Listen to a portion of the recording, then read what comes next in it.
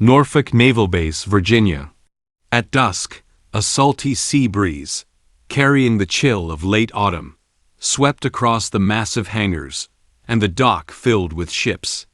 Inside one of the brightly lit hangars, however, the atmosphere was unusually heavy. An MH-6 Seahawk helicopter sat silently in the center, its rotor drooping limply, like a giant bird with a broken wing. A glaring bullet hole marred its side. Though repairs had been made, the more fatal flaw lay in the complex damage inflicted on its delicate avionics system and main rotor transmission mechanism during the forced landing. A group of naval aviation ground engineers surrounded it, their faces etched with frustration and anxiety. They had been working tirelessly for 36 hours, trying every known troubleshooting procedure, even remotely transmitting the latest diagnostic software from the manufacturer, Sikorsky, but the Seahawk remained silent. The core fault could not be located, let alone repaired or restarted. Damn it, all the data is normal, but it just won't start. It's like its soul has been ripped out. Ensign Thompson, the young avionics expert, slammed his fist on the workbench in frustration. Rear Admiral Richard Grayson, in charge of the matter, frowned after yet another disappointing report. This helicopter carried a critical data link module for an upcoming high-level joint exercise. Failure to repair it in time would have a huge impact. He paused for a moment, then turned and walked to his office, picked up a red secure phone, and dialed a number he thought he would never call again. The phone rang for a long time before being answered, the background sounds of waves and seagulls faintly audible. "It's me, Grayson." The general's voice carried a barely perceptible heaviness. There was a moment of silence on the other end. Then a calm, slightly hoarse voice said, "Richard, long time no see." "Elias, I need your help." Rear Admiral Grayson skipped the pleasantries and went straight to the point, briefly describing the situation with the Seahawk and the predicament faced by the base engineers. Another silence followed, then the voice replied, "It sounds like a spooky oscillation, causing a logic lockup in the main control module, possibly accompanied by non-linear deformation of the drive shaft. You can't tell just by looking at the data stream. I need to feel it myself. I'll send a car to pick you up." "No need. I'll come myself." The call was disconnected. Elias Morgan lived in a quiet seaside town not far from the base. His cottage was simple and unpretentious, with salt-tolerant plants in the yard, and his tool shed neatly arranged with various repair tools more complete and cleaner than many hangars.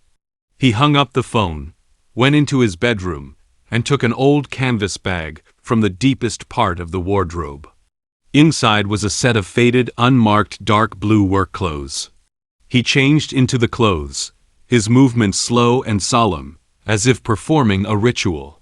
He looked at himself in the mirror, his aged face, his graying hair, only his eyes, still deep and profound, now swirling with complex emotions, memories of the past, a touch of painful reluctance to confront them, but above all, an instinctive sense of responsibility for being needed. When he drove his old Ford pickup truck to the base gate, the sentry checked his special pass, clearly arranged in advance by General Grayson, a hint of curiosity in his eyes.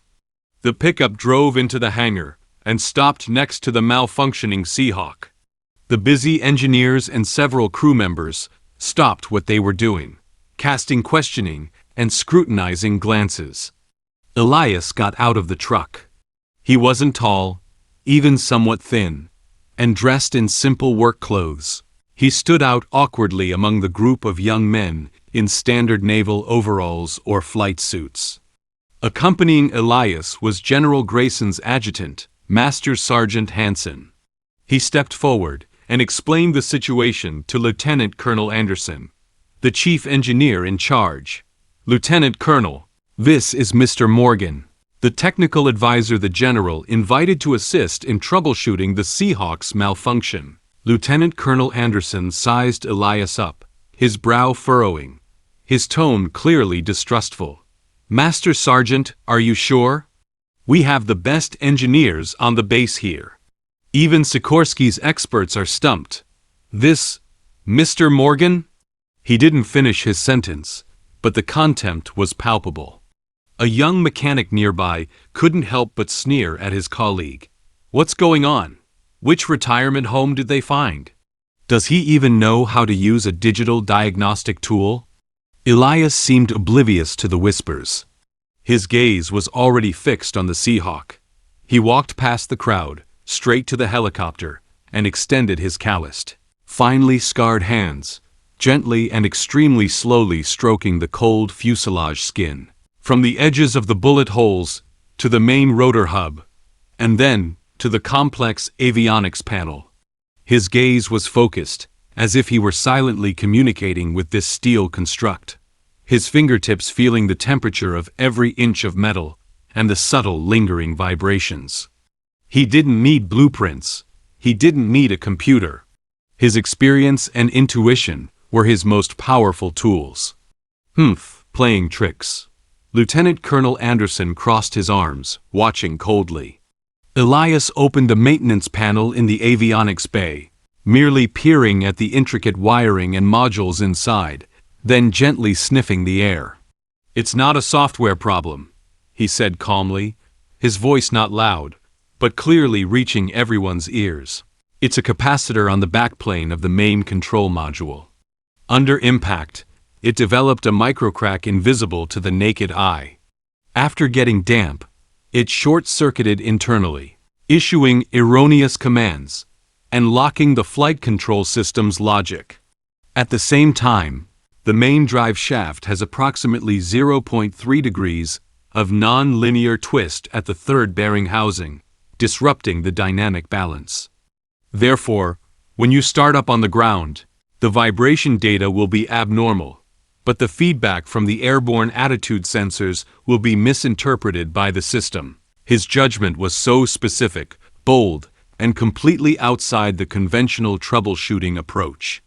The engineers exchanged bewildered glances, some with expressions of disbelief, others with dismissive indifference. "Absurd!" Lieutenant Colonel Anderson finally snapped. "Mr. Morgan, your civilian experience is extensive, but this is the world's most advanced military helicopter. Not your old, worn-out Ford pickup. Please don't interfere with our normal operations. We have our procedures and standards." Sergeant Major Hanson's face was ashen.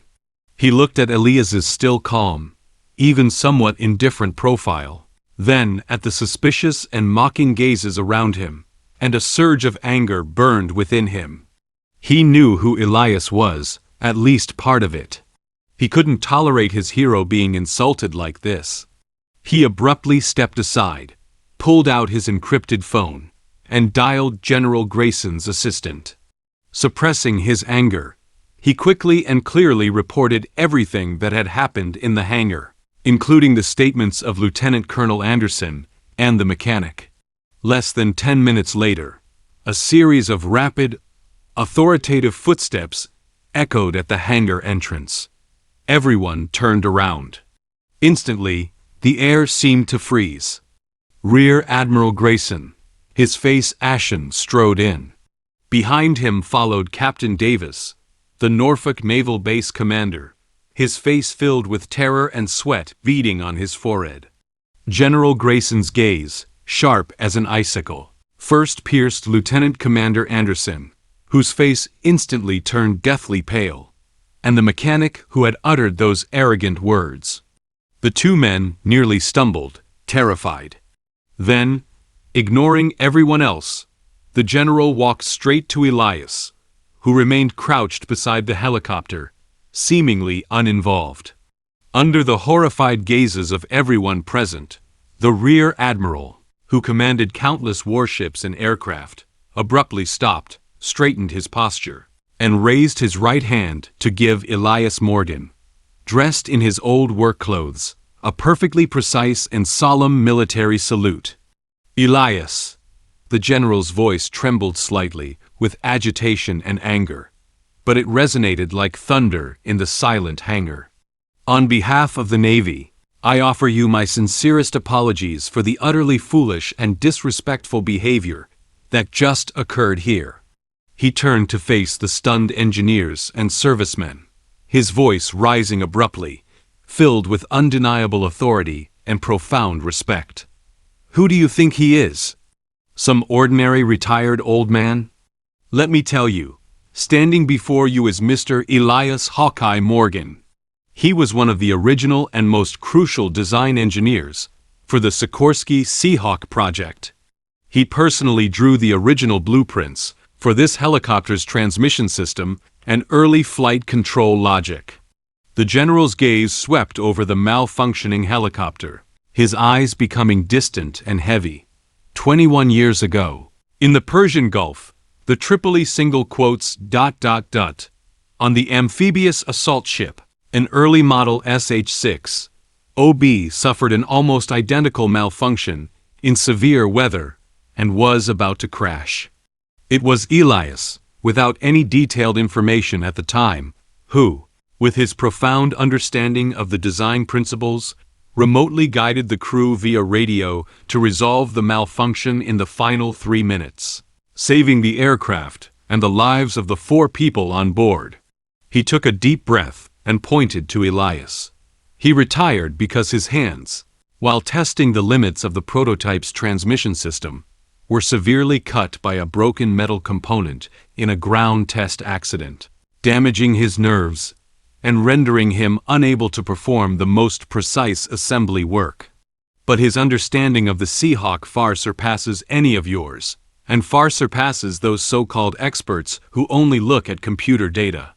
He is a living legend, one of the true fathers of the Seahawk. The entire hangar was deathly silent. You could hear a pin drop. Lieutenant Colonel Anderson and the mechanic were ashen-faced, filled with shame.